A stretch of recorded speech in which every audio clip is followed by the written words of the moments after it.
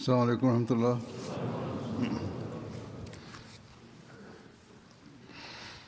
أشهد أن لا إله إلا الله وحده لا شريك له وأشهد أن محمدا عبده ورسوله أما بعد فأعوذ بالله من الشيطان الرجيم بسم الله الرحمن الرحيم الحمد لله رب العالمين الرحمن الرحيم مالك يوم الدين إياك نعبد وإياك نستعين اهدنا الصراط المستقيم صراط الذين أنعمت عليهم غير المغضوب عليهم ولا الضالين.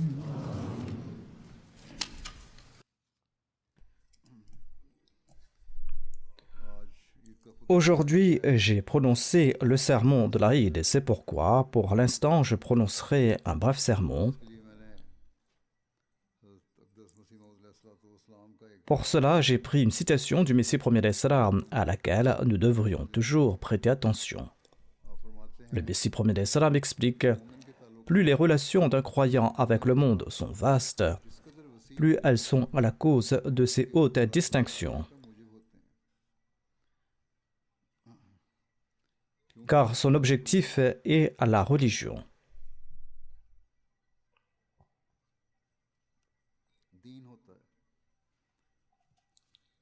Les relations mondaines sont d'autant plus vastes et meilleures que leur objectif est la religion, c'est-à-dire que les relations dans ce monde devraient avoir pour but la religion. Ceci est la marque d'un croyant. Et le monde, ses biens et sa position sociale sont au service de la religion. Ainsi, l'essentiel est que le monde ne soit pas une fin en soi, mais que l'objectif principal dans l'acquisition du monde soit la foi. Si l'on gagne des biens de ce monde, le but doit être d'améliorer notre état religieux et de servir celui-ci. Si l'on doit acquérir des biens de ce monde, c'est pour le progrès de la religion et non pour corrompre sa vie terrestre et sa vie dans l'au-delà par de mauvaises actions. Il faut plutôt les acquérir pour embellir sa vie dans l'au-delà et pour améliorer sa condition religieuse.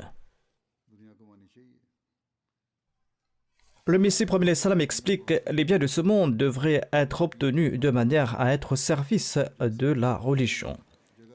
C'est comme celui qui prend un moyen de transport et des provisions pour un voyage d'un endroit à un autre.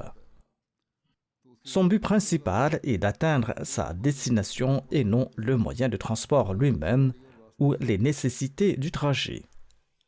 Toutes ces choses que nous emportons avec nous pour faciliter le voyage ont pour but que le voyage se déroule confortablement et que nous atteignions la destination, et non pas pour que nous en profitions pendant le voyage. Le Messie premier salam explique « De la même manière, l'homme doit acquérir le monde, mais en le considérant comme un serviteur de la religion. » Allah nous a enseigné cette prière « Rabbana atina fid dunya hasanatan wa fil akhirati hasanatan wa qina adhaban nar »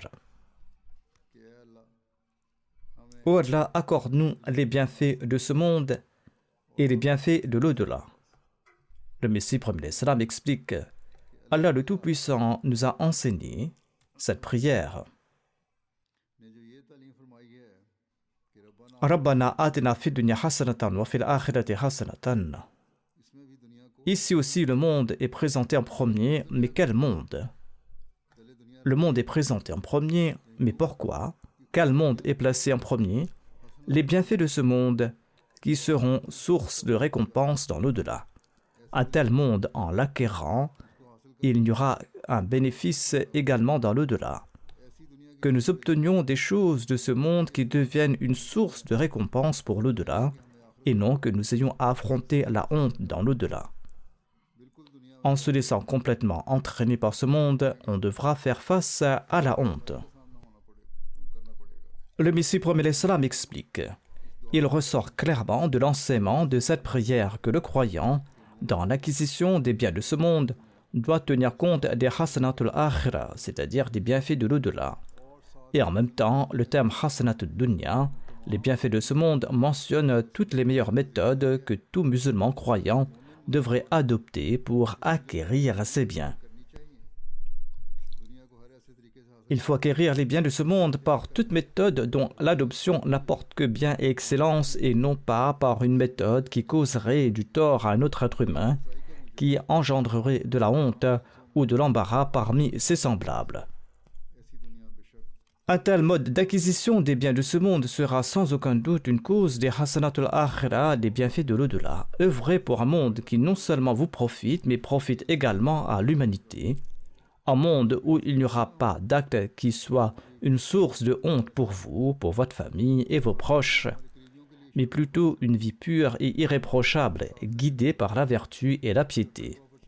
Quand vous mènerez une telle vie et que vous consacrerez votre existence à l'édification de ce monde, cela vous récompensera dans cette vie et dans l'au-delà. Ainsi, aujourd'hui, alors que le monde, de manière générale, est absorbé par la poursuite de ses propres objectifs et de ses intérêts, et que les intérêts personnels sont privilégiés, si l'on observe les nations, elles ne se soucient que de leur propre nation, on ne se soucie guère de l'humanité, et en agissant ainsi, ces gens préparent les moyens pour leur propre destruction. Dans de telles circonstances, nous devrions nous tourner vers Allah pour lui demander les bienfaits de ce monde et de l'au-delà. Il est impératif, dans de telles situations, d'y prêter beaucoup plus d'attention afin que nous puissions améliorer notre vie ici-bas et de l'au-delà et de rester à l'abri de toutes sortes de fléaux. Le monde se dirige vers l'abîme de la destruction, comme je l'ai dit. Qu'Allah nous en protège. Puisse Allah nous accorder la capacité d'améliorer nos actions et la capacité de faire des invocations en conséquence, comme je l'ai dit précédemment, dans le sermon de l'Aïd. Qu'Allah le Tout-Puissant nous permette d'obtenir réellement ces bienfaits et qu'il nous accorde la capacité de faire les meilleures invocations et qu'il les accepte également.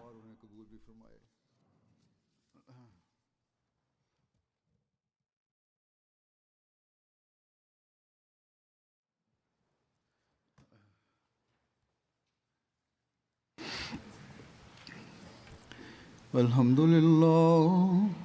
الحمد لله نحمده ونستعينه ونستغفره ونؤمن به ونتوكل عليه ونعوذ بالله من شرور أنفسنا ومن سيئات أعمالنا من يهده الله فلا مضل له ومن يضلل فلا هادي له ونشهد أن لا إله إلا الله ونشهد أن محمدا عبده ورسوله عباد الله رحمكم الله إن الله يأمر بالعدل والإحسان وإيتاء ذي القربى وينهى عن الفحشاء والمنكر والبغي